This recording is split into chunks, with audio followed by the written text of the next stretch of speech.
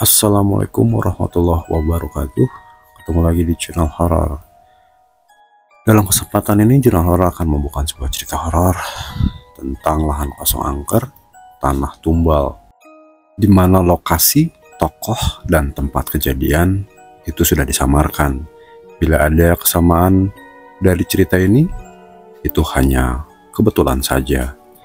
Sebelum masuk ke cerita, pijit dulu tombol subscribe-nya dan bunyikan lonceng notifikasinya biar tidak ketinggalan cerita-cerita horor seram lainnya dari channel horor. Terus like, comment, dan share juga ke teman sahabat-sahabat channel horor semua. Buat yang mau share cerita seram dan horornya, silahkan kirim ke Instagram channel horor atau email channel horor, nanti linknya ada di kolom deskripsi. Gak usah lama-lama, kita langsung masuk ke cerita.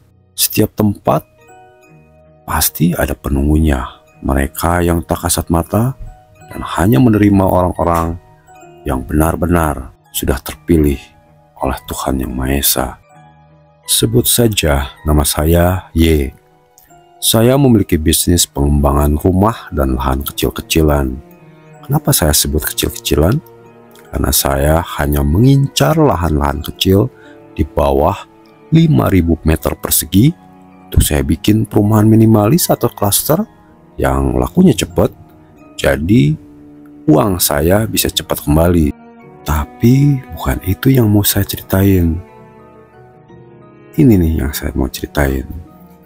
Saya hendak membangun klaster di sebuah wilayah di sekitaran kota Bandung. Di area situ ada lahan sekitar seluas 4.500 meter persegi, dan di sana ditumbuhi oleh pohon-pohon yang biasa terdapat di sebuah kebun. Ada pohon mangga yang lebat-lebat, ada juga pohon-pohon rambutan dan nangka, dan pohon-pohon bambu yang banyak.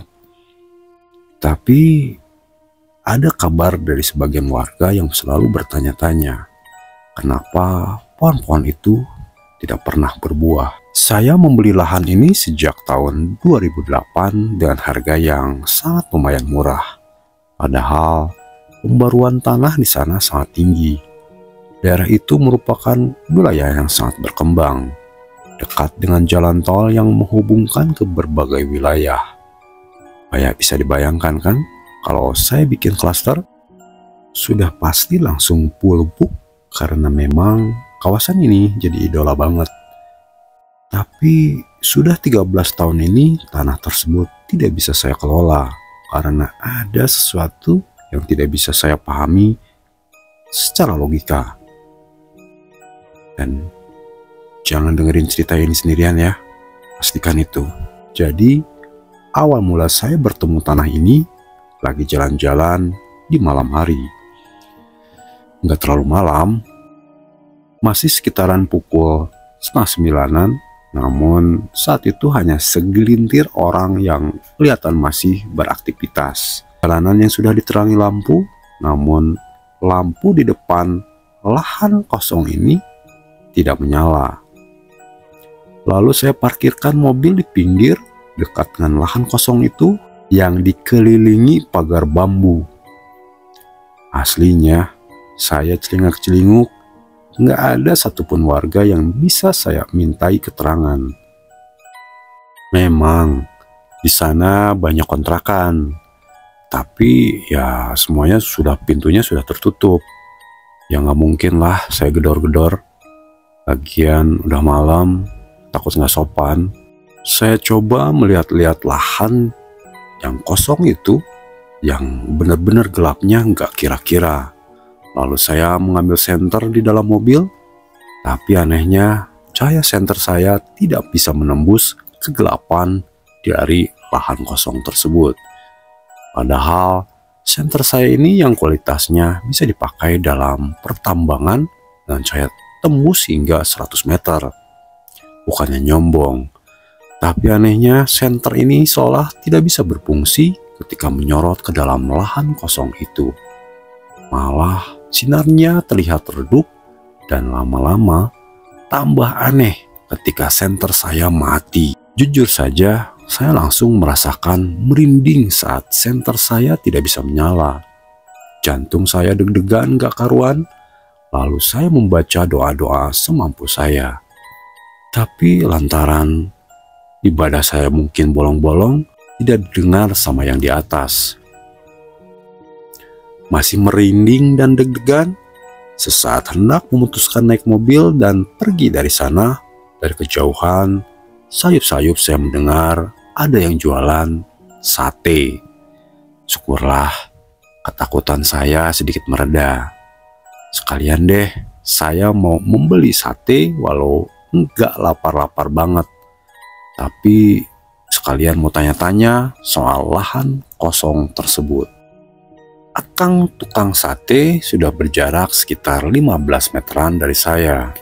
Ternyata ada salah satu warga yang memanggil tukang sate itu. Berhentilah dia di depan rumah warga tersebut. Sudah seperti disiapkan Tuhan ya. Di saat saya membutuhkan info soal lahan ini, malah ada warga yang keluar. Mending saya samperin aja deh.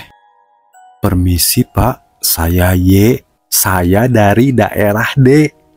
Maaf mengganggu. Saya lagi mau mencari lahan untuk pengembangan klaster dan saya tertarik dengan lahan yang ini.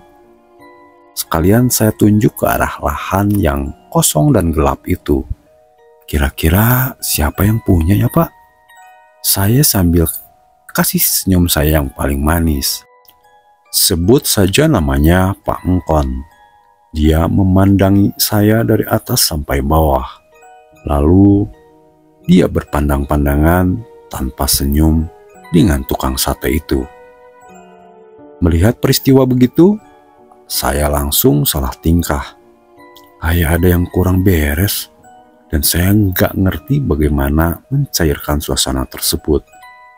Tukang sate itu lalu melanjutkan membakar satenya. Masuk saja dulu ke dalam, atau mau duduk di teras? Nanti saya ceritakan. Sebentar ya, saya mau ganti baju dulu. Ujar Pak Engkon yang cuman pakai celana pendek dan kaos. Duh, aku jadi nggak enak. Udah mau rehat atau santai-santai, malah nerima tamu. Gak usah Pak, gak apa-apa, takutnya ngerepotin. Kataku. Gak apa-apa, mari silahkan, ucap Pak Engkon. Di teras aja ya Pak, jawab saya dan Pak Engkon pun mengiyakan. Tukang sate masih terus membakar satenya, tapi anehnya gelagatnya seperti ingin ikut nimbrung. Ah, udah amat lah. Saya lalu melangkahkan kaki saya masuk ke teras rumah Pak Engkon. Anehnya ada cermin ukuran sedang di atas rumah Pak Engkon. Aku nggak ngerti gunanya untuk apaan. Cuman unik aja sih buat aku. Siapa juga yang mau kaca di situ? Pak Engkon sudah memakai sarung, baju hitam kayak jawara-jawara Sunda. Kayak gitu deh modelnya. Perawakan Pak Engkon gak terlalu tinggi, badannya sedikit kurus kecil, tapi anehnya seperti ototnya kekar-kekar. Pak Engkon ke teras sambil membawa air putih segelas, lalu dia berbicara. Punten, cuman air putih, ujar Pak Engkon. Jangan repot-repot Pak, kata saya. Sate pesanan Pak Engkon sudah selesai. Dia mengambil lalu membayarnya dan langsung dibawa ke dalam. Pengen nawarin, tapi uang saya pasnya buat sepiring, ujar Pak Engkon nyengir. Aku lalu ikutan nyengir sambil bilang gak usah repot-repot sekali lagi. Terus tukang sate itu berlalu, kembali keliling. Mungkin pikirku seperti itu. Dan sekarang di hadapan saya cuma ada Pak Engkon yang memandang ke segala penjuru arah. Melihat dia berperilaku demikian, saya salting sekali lagi. Lalu Pak Engkon menatap saya dengan tajam. Akang Y sudah cari tahu sebelumnya soal tanah itu? Tanyanya dengan mata agak dipicingkan. Belum Pak. Ini mau cari tahu dari Bapak malahan, kata saya. Kenapa terus atuh kesininya malam-malam? Tanya Pak Engkon. Sebenarnya saya udah dari siang keliling kota Bandung untuk mencari lahan yang mumpuni. Tapi baru ketemu malam ini lantaran nanya-nanya wilayah Bandung mana yang strategis aksesnya. Akhirnya pencarian saya hari itu untuk sementara berhenti di daerah ini. Saya ceritain semuanya ke Pak Engkon. Pak Engkon hanya mengangguk-ngangguk. Jadi gini, bukan cuman Akang Y yang mengincar tanah itu. Sudah jutaan orang dan sudah jutaan pengembang. Tapi percayalah, tak ada satupun yang bisa membangunnya. Tanah itu memang seperti tidak mau dibangun kayaknya, karena di sana ada kehidupan tak kasat mata yang gak bisa Kang Y lihat. Para penghuninya bakal marah besar kalau ada yang mencoba untuk membangunnya, kata Pak Engkon serius. Saya sedikit merinding, tapi demi bisnis saya tidak peduli. Lahan-lahan lain juga pernah kok ada yang seperti ini, namun semuanya berakhir dengan baik. Tapi kalau Akang Y memang berniat membelinya dan tetap ingin membangunnya, tidak apa-apa. Yang punya lahan kosong itu namanya Bapak G. Dan saya bisa pertemukan Akang G sama Bapak G kalau mau langsung ke pemiliknya. Tapi belum tahu mau dijual atau tidaknya. Nih, saya kasih nomor teleponnya ya. Pak Engkon lalu masuk ke dalam rumah dan mengambil HP jadul miliknya mencari nomor kontak Bapak G. Tak lama saya segera menulis nomor telepon dan berniat menghubungi Bapak G besok siang. Dan tidak pakai basa-basi lama lagi, langsung saja saya pamit ke Pak Engkon karena hari sudah menjelang malam. Keesokan siangnya, sekitar pukul jam 11 siang, saya menelpon Bapak G. Seperti sudah mendukung semuanya, telepon saya langsung diangkat oleh Bapak G. Assalamualaikum Pak dan Bapak G, saya Y. Saya semalam lihat tanah di daerah itu.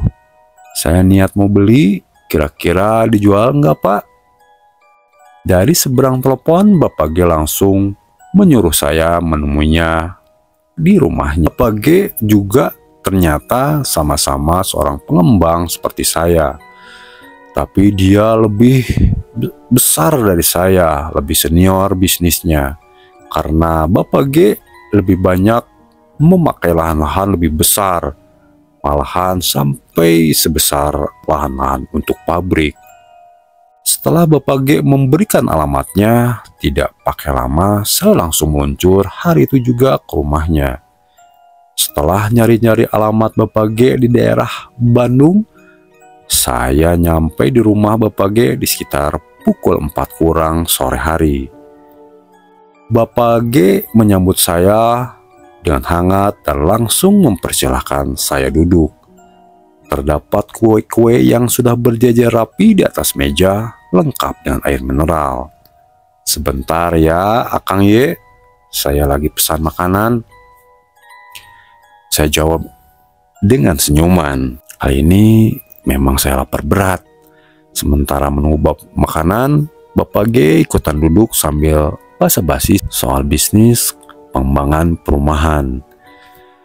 Sekitar setengah jam basa-basi, pesanan makanan pun datang. Dia mempersilahkan saya untuk makan. Setelah beres menyantap makanan, Bapak G mulai tanya kenapa saya tertarik dengan lahannya. Belum saya jawab, dia nanya lagi apakah saya sudah tahu tentang sejarah lahan tersebut. Saya cerita soal semalam ketemu Bapak Engkon di dekat lokasi lahan kosong itu. Terlihat Bapak G cuman mangut-mangut. Intinya ada hal-hal mistis atau tidak, saya tetap naksir dengan lahan kosong tersebut. Dan saya yakin bakal untung besar. Dan terlihat Bapak G cuma nyengir. Sudah tahu di situ ada rumah, sumur, dan kuburan? Tanya Bapak G ke saya. Saya pun menggeleng karena Pangkon semalam memang tidak ngasih tahu. Lagi pula saya datang ke situ malam hari dan kebun itu tertutup sama rindangnya dedaunan pohon yang berjejer rapi. Setelah saya kasih tahu masih mau beli. Tanyanya lagi. Saya mengangguk, peduli demit sama konsekuensinya nanti, yang jelas biar lahan ini jadi milik saya dulu. Senyum Bapak G berangsur-angsur menghilang. Dia pun menghela napas. Dia pun bangun dari kursi dan menuju ke ruangan lain. Lalu kembali ke ruang tamu dengan membawa sertifikat tanah. Bayar aja nanti. Tapi ya bolehlah di bawah pasaran. Terus terang saya sudah menyerah membangun lahan itu.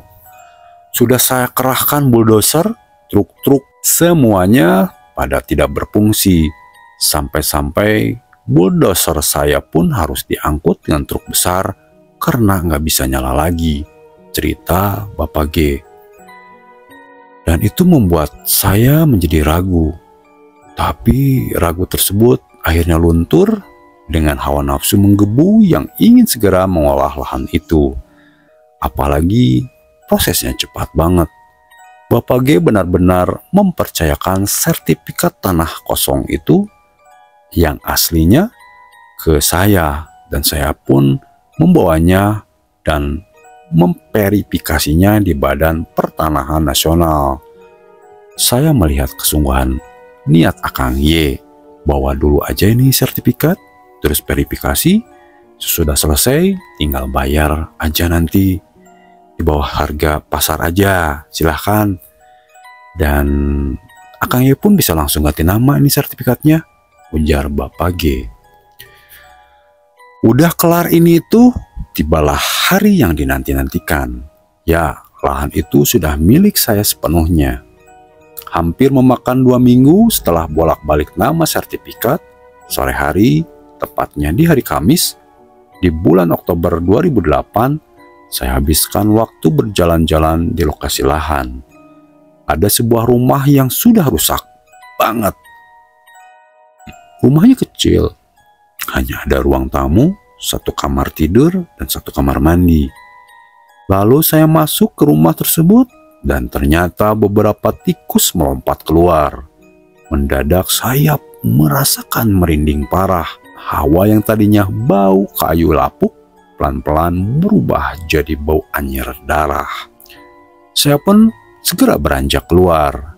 Namun saat saya melewati pintu utama rumah, tiba-tiba tangan kanan saya seperti ada yang menggenggam lalu meremas. Terasa kaku dan kesemutan hebat akhirnya. Bulu kuduk saya berdiri hebat. Saya pun terdiam sejenak sambil baca doa apapun yang saya ingat. Pelan-pelan, tangan saya pun berangsur normal.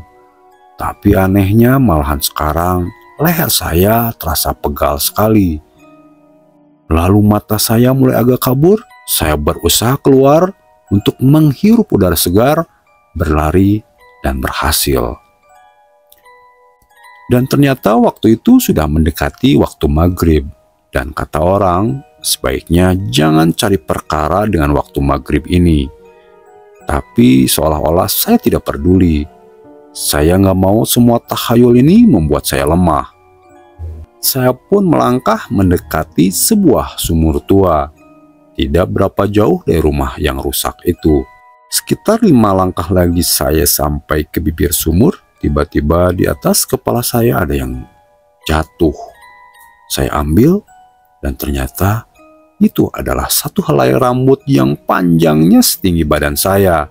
Seketika saya langsung lemes, bulu kuduk udah nggak karuan. Padahal langit sore masih terang, tapi di dalam lahan kosong ini seolah ada kegelapan yang tidak bisa saya jelaskan dengan logika. Rambut itu pun saya buang ke tanah, bersamaan datangnya dengan timbul wangi melati. Mending kalau kayak gini nggak usah dilanjutin deh. Kalau begini, saya pun bergegas balik arah. Sumur itu tidak jadi saya dekati. Saya bermaksud kembali menjelajahi lahan kosong ini esokan harinya. Sabtu siang ceria, wilayah sekitar situ ramai sekali. Apalagi terlihat sedang ada festival burung yang digelar di dekat lahan kosong itu. Matahari sudah di atas kepala dan itu sangat menyengat. Harusnya saya tidak ngerasa ada kekhawatiran. Tapi entah lahan kosong itu memang misterius. Anehnya tidak terlalu banyak angin yang memasuki kebun itu. Hawa dingin mulai menyergap dan saya lihat orang-orang yang bersorai di arena pertandingan burung itu seakan-akan tidak peduli dengan lahan kosong ini. Dan oh ya, saya lupa cerita. Pak RT setempat sempat mencegah saya membeli lahan tersebut. Tapi setelah saya cerita kalau saya siap menanggung resikonya, Pak RT pun angkat tangan. Entah kenapa sore itu saya ingin sekali bertemu dengan Pak RT yang benar-benar sudah puluhan tahun tinggal di wilayah tersebut. Karena saat itu saya berkeinginan ingin ditemenin ngeliat sumur dan kuburan bersama Pak RT. Namun anehnya nih, Pak RT nggak mau dan menyuruh saya untuk kesana sendiri aja. Usut punya usut, ternyata Pak RT sudah pernah menantang penghuni situ dan anehnya satu-satu keluarganya meninggal secara misterius. Waduh, mengerikan. Saya saranin Akang Ye ya, mending cari yang tersakti di antara yang sakti. Karena penghuni di situ nggak main-main, tutur Pak RT. Aduh, saya sudah mulai berpikir kalau membeli lahan itu adalah kesalahan besar. Dan itu aku belum mulai ngebangun loh. Oke lah, coba besok saya mau datangin bulldozer untuk ngeratain pepohonan. Dan sekalian saya minta izin sama Pak RT dulu ya. Takutnya besok warga bakal kebisingan karena akan ada suara bulldozer. Gini, mending coba tebang satu pohon dulu aja. Pakai gergaji mesin aja dulu. Hebat kalau Akang Y bisa. Kalau satu pohon sudah terpotong, silahkan potong pohon yang lainnya, kata Pak RT tersenyum penuh arti. Nyali saya semakin ciut. Saya coba ikutin saran Pak RT ketimbang harus datengin bulldozer. Karena sudah bayar mahal tapi nanti akhirnya mangkrak. Esok harinya, Minggu, Mang Kosim, tukang bangunan yang sudah puluhan tahun kerjasama dengan bapak saya dan akhirnya sekarang sama saya, membawa gergaji mesin untuk merubuhkan salah satu pohon mangga. Pohonnya paling dekat dengan pagar bambu. Saya ceritakan kepada Mang Kosim kalau semua pohon-pohon di situ berpenghuni. Hati-hati Mang, kata saya. Mang Kosim cuman bilang kalau dia takutnya sama Allah.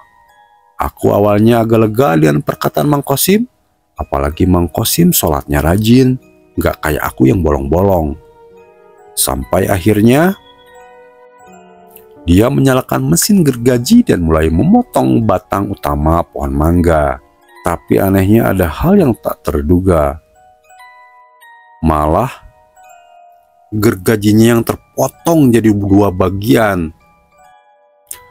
Satu bagian mental ke arah tangan Mang Kosim dan hampir membuat tangan Mang Kosim putus. Sementara bagian potongan gergaji yang satu lagi yang dekat dengan mesin jatuh ke kaki. Saat itu saya berteriak histeris karena seumur umur Mang Kosim motong pohon, baru kali ini ada kejadian yang tak lazim dan hampir merenggut nyawanya Mang Kosim. Dalam kepanikan, saya pun meminta warga untuk menghubungi rumah sakit terdekat. Syukurlah di situ ada rumah sakit yang hanya berjarak sekitar 10 menitan. Bang Kosim dengan cepat mendapat pertolongan pertama. Saya lihat gergaji itu langsung rusak parah, dan anehnya batang pohon mangga itu sama sekali tak ada yang terkelupas. Mulus kayak pohon yang belum diapa-apain. Padahal tadi sudah jelas-jelas terlihat sempat terkena gergaji mesin itu. Saya benar-benar nggak habis pikir. Hari Seninnya saya lalu mendatangi Pak RT dan memberitahu insiden tersebut. Pak RT cuma mangut-mangut. Saya kan sudah nggak kaget Akang Ye. Saya kaget kalau pohon itu malahan bisa ditebang. Ternyata nggak bisa kan? Saya sudah kasih tahu dari awal. Penunggu tak kasat mata di situ tuh nggak sembarangan. Cobalah minta izin. Malam Jumat jam 12 malam bawa aja beberapa benda. Bunga kuburan, kemenyan jumlah 3 biji, air mawar, kopi hitam pahit, ayam cemani yang sudah dipotong tapi ditampung darahnya ya. Ayam cemaninya juga biarin aja keadaannya sudah jadi bangkai. Tapi darah ayam cemaninya itu ditaruh di atas mangkok tanah liat ya. Taruh semuanya di atas tampah. Dekatkan di sumur. Dan ingat, jangan ngelihat ke dalam sumur. Akangnya cuma bersimpuh depan sumur. Pejamkan mata dan ucapkan mantra ini. Lalu Pak RT pun menyebutkan sebuah mantra. Tapi saya tidak akan memberitahukan mantra itu. Takutnya nanti disalahgunakan sama orang-orang yang tidak bertanggung jawab. Ingat, apapun yang terjadi, jangan buka mata ya, sampai benar-benar azan subuh. Ucap Pak RT dengan detail menjelaskan itu kepada saya. Tapi Pak RT, kalau saya nggak mau ngelakuinnya gimana? Tanya saya kemudian. Ya itu nggak masalah. Tapi tanah itu akan terbengkalai begitu saja. Sama persis dengan pemilik-pemilik sebelumnya. Ucap Pak RT. Sia-sia dong duit uang aku ini udah keluarin banyak. Kalau seperti itu mah, aduh, aku dilema berat saat itu. Akhirnya aku mencoba menyanggupi syarat yang disampaikan oleh Pak RT. Itu pula yang dia lakukan untuk menghentikan kematian misterius kerabatnya gara-gara nantangin penghuni tersebut. Pak RT, tapi kan saya nggak nantangin. Sama aja, kata Pak RT singkat. Ya sudah, saya ikutin. Kamis malam Jumat di sekitaran pukul 11 malam, suasana tempat lahan kosong itu udah benar-benar gelap banget. Gelap, nggak ada orang. Nggak ada satupun makhluk bernama manusia yang saya temui. Saya benar-benar merinding karena saya nggak ngerti siapa yang akan saya hadapi. Pelan-pelan saya masuk ke lahan dengan membawa semua persyaratan yang dianjurkan oleh Pak RT. Baru sekitar 11 langkah, tiba-tiba saya mendengar suara ketawa pelan dan lirih. Ketawanya nggak cuma satu, tapi banyak. Seperti bersaut-sautan, dan saya nggak sanggup menerusin langkah. Tukang sate yang saya jumpai di awal ada di depan muka saya banget. Kapan datangnya saya nggak dengar. Seketika saat itu saya langsung melihat ke arah kakinya. Saya orang kok, gak usah takut, ujarnya meyakinkan saya. Saya lega dan sangat bersyukur. Saya langsung bawa dia duduk sejenak di luar pagar bambu dan saya ceritakan kalau saya membawa sesajen buat penunggu di situ. Dan saya kasih tahu dia tampah dan isi-isinya. Si akang tukang sate sebut aja namanya Yana. Yana ini cuma mangut-mangut. Mending urungkan saja niat akang karena mereka nggak akan pernah pergi dari sini. Kecuali benar-benar diusir sama orang yang hatinya bersih dan lisannya terjaga. Tapi di zaman sekarang ini sudah nggak ada manusia yang seperti itu. Sudah susah untuk ditemukan. Jadi percuma, kata Yana, panggilan si tukang sate. Ucapan Yana itu membuat saya putus asa. Masa iya, lahan yang baru saya beli gak bisa saya olah? Yana memperhatikan saya. Dia pun kayaknya mengerti apa isi hati saya saat itu. Saya tunjukin ya, Akang masih mau melangkah lagi nanti ke depannya atau enggak? Itu terserah Akang, kata si Yana. Dia langsung menutup mata saya dengan tangannya, sekitar 2 detik. Lalu membukanya lagi. Diapain saya? Bukti aja. Sekarang saya udah buka mata batin Akang Y. Lihat ke arah lan itu, kata Yana. Itu apaan? Saya melihat banyak banget perempuan berambut panjang sampai ke tanah di atas pohon. Mereka bergelantungan sambil tertawa-tawa. Beberapa ada yang melihat ke arah saya. Wajah mereka berdarah, terluka, bahkan ada yang satu matanya keluar. Seketika saya pusing dan hampir pingsan. Tapi Yana dengan sigap berhasil membuat saya tetap terjaga. Lalu saya lihat Yana melemparkan ayam cemani ke arah kebun tersebut. Dan ternyata para makhluk tak kasat mata itu memperebutkannya sambil tertawa-tawa melengking. Di pagar arah utara, saya melihat sosok tinggi besar berjalan pelan menghampiri saya dan Yana.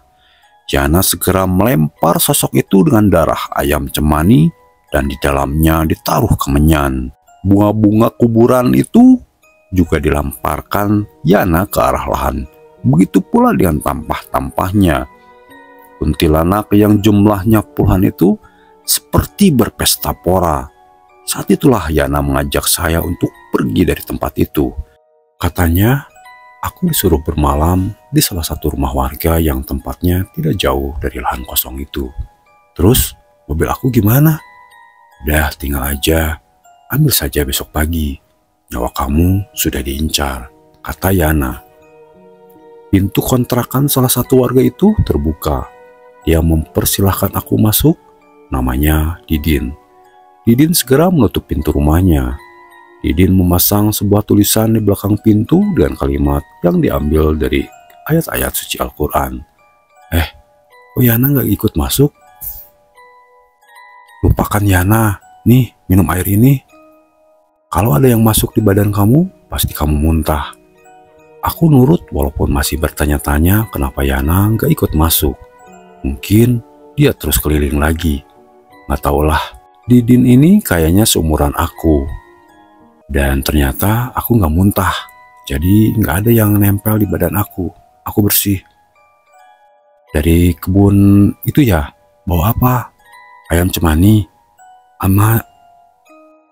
Amis darahnya sampai sini, kata Didin lagi.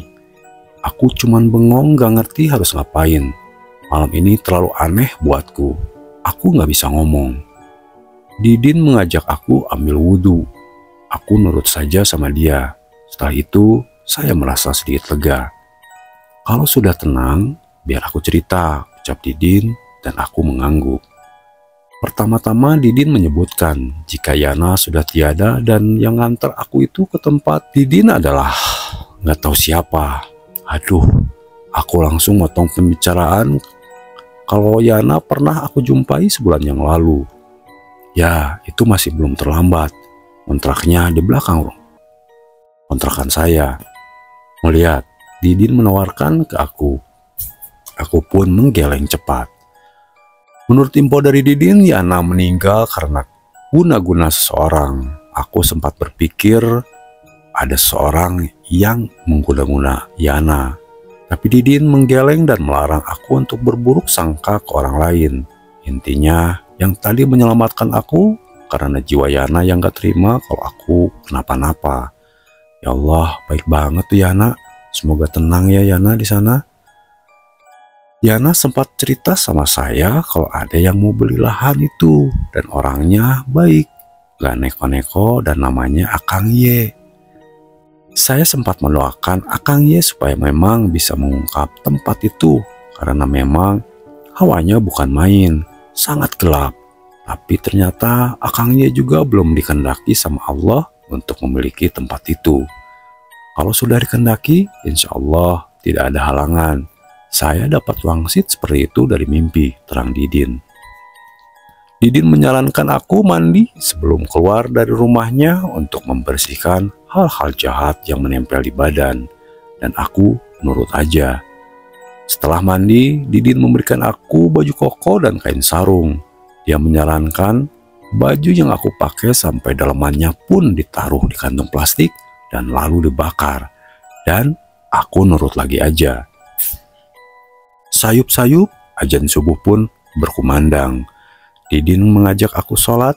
Ayo ikut, kata Didin. Lumayan tenang ketika selesai sholat. Setelah sholat, Didin sudah mulai berani membukakan pintu kontrakannya. Memang hawanya tak lagi menakutkan seperti malam tadi. Sungguh berbeda. Sambil membuat kopi, Didin menyarankan agar lahan itu dijual kembali. Gak perlu serakah. Lahan itu memang sedang menunggu pembeli yang tepat, yaitu pembeli yang bisa membebaskan jiwa-jiwa orang yang ada di dalamnya. Itu bukan sembarang lahan. Siapapun orangnya sudah disiapkan oleh Tuhan. Tapi ternyata bukan Akang Y. Jual lagi saja. Semoga selanjutnya yang membeli lahan itu adalah pilihan Allah untuk jiwa dan keselamatan jiwa-jiwa itu, kata Didin. Aku penasaran kenapa Didin bisa mengerti sampai sebegitunya, sementara dia warga pendatang. Didin mengaku dia sudah terbiasa berkomunikasi dengan mereka yang tak kasat mata. Jiwa-jiwa di lahan tersebut merupakan tumbal seorang dukun sakti yang tinggal di rumah rusak yang ada di lahan kebun itu. Dan bisa ditebak, kuburan itu merupakan kuburan si dukun. Sementara dukun itu mengkoleksi tumbalnya ke dalam sumur. Karenanya itu memang tempat penuh dengan makhluk tak kasat mata. Tiada kesan memaksakan diri, kecuali Akang Y memang ingin membangun tempat yang digunakan sebagai sarana ibadah, mewakafkan tanah itu untuk umat. Beda lagi ceritanya, arwah-arwah itu pun ingin selamat lewat doa-doa orang yang soleh, cerita Didin. Aku pun memikirkan kata-kata Didin.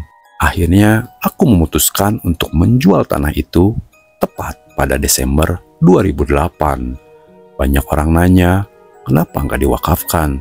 Aku sih realistis saja. Uang buat beli lahan cukup lumayan kalau aku putar kembali untuk bisnisku. Beli lahan 1000 meteran persegi masih terjangkau. Toh, hasil penjualan 2,5%-nya nggak pernah aku absen untuk disedekahin. Namun hingga kini, papan-papan yang ada tulisan tanah dijual di depan pagar bambu selalu menghilang. Aku pasang lagi, menghilang lagi. Dan aku pasang lagi, terus menghilang lagi. Entah kenapa. Nah, itulah cerita tentang lahan kosong angker, yaitu tanahnya tuh tanah tumbal.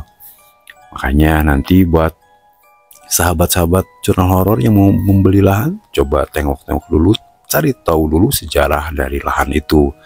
Mungkin di balik itu semua ada cerita-cerita yang memang tidak kita inginkan. Terima kasih yang sudah mampir, terima kasih yang sudah subscribe. Dan yang belum subscribe silahkan subscribe, itu gratis.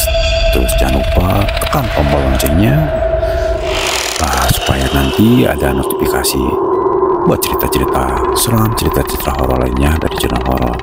Dan kita hidup di dunia ini benar-benar berdampingan sama mereka, makhluk tak kasat mata. Dan masih banyak hal-hal lain yang di luar nalar yang mungkin belum bisa dipecahkan secara logika. Sampai ketemu lagi di cerita-cerita seram dan horor lainnya hanya di channel horor. Salam horor.